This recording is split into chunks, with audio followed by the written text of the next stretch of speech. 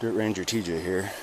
Couldn't help it, but wanted to leave early on my little adventure to Crater Lake. Tomorrow I'll be staying at Trapper Creek, but today I decided to stay at Blue Pool, and I'm going to tie this in with the other campground video, but I just wanted to show you this is the spot I ended up finding, just lucking out as it's a walk-in only campground. It's a little dark in here right now, but you got a nice little walk into your site. And then you got this. This is site number 3, again at Blue Pool. And there's my fire ring and picnic table. I'm gonna do another video of some of the other sites here later, but right now I'm just gonna focus on setting up camp. I was too excited, wanted to share this. Now, there's no water at this site, and there's only, it looks like 1, maybe 2 pit toilets, but they do have trash service. Other than that, it's a fairly primitive site. $17 a night, $8.50 if you've got a federal senior interagency pass, and it's definitely worth the 17 bucks if you can get number 3. So I'll be seeing you later. Dirt Ranger TJ here. I'm just checking out Blue Pool campgrounds.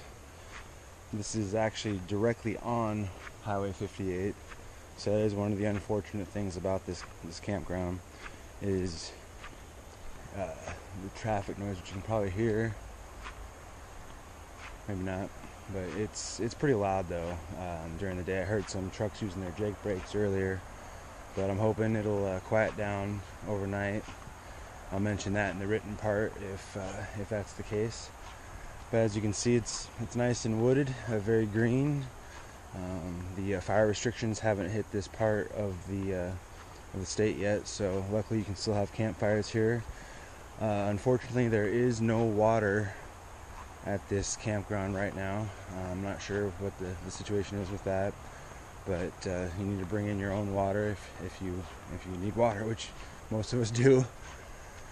There's trash service, and from what I've seen, 2 pit toilets, 1 gender specific and 1 just single, both all gender style. There's 24 campsites here. They're all pretty decently spaced except for some in the middle over here by the water. They're not directly on the water, but they're a little closer, so it almost looks more like if you have a bunch of friends, you can each get a few sites and get them right close to each other. So, but if you do want more privacy, there are other sites that offer a little more privacy. Unfortunately, a lot of these sites along here are, like I said, directly on Highway 58, so you are getting a lot of the highway noise. And then over here, they have a day use area with a nice little swimming hole. I imagine when the water is up, it's a little nicer of a swimming hole. Right now it's pretty low and shallow, but there's a nice spot where you could jump if the water was up a little bit more. And the water is icy cold, which if you're adventurous isn't too bad, but some people it might be a little too cold. And then here you can see spot 23 and 24 are kind of right on top of each other, so that'd be more of like a group type situation, but you could see the car drive right by, so that's not a huge thing that I'm into. Other than that, I lucked out and found spot 3, and I'll show you that video at the end of this, so you can see how nice that spot is. It's right on the water, and I'm loving it.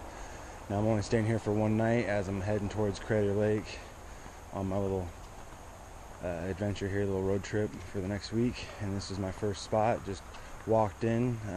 This area is walk-in only. There's no reservations accepted, but it was, like I said in the other video, $17 a night. So on the kind of medium side of, or in the middle side of cost there. And other than that, not too bad of a little place to come. There's some hikes around. There's the pit toilets down there, and pretty nice out here other than the traffic.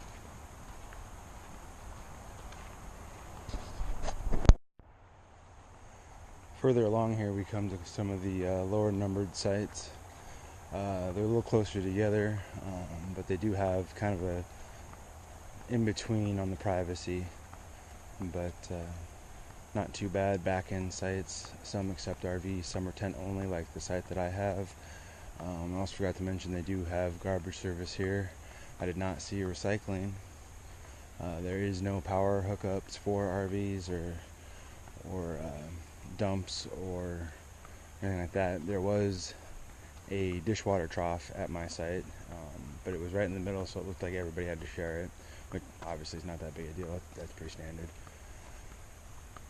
Other than that, as you can hear, when the traffic isn't going, it is pretty peaceful out here, or when I'm not talking.